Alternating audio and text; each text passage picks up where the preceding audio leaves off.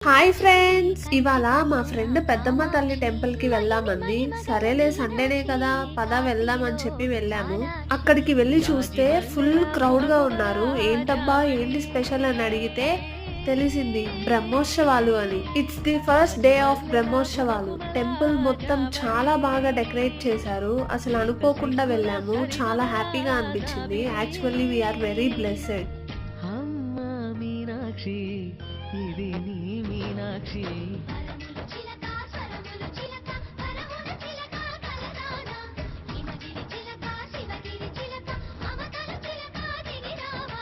మధుర మధురకర మీనాక్షి కంచి పట్టున కామాక్షి మహిని మహిమగల మీనాక్షి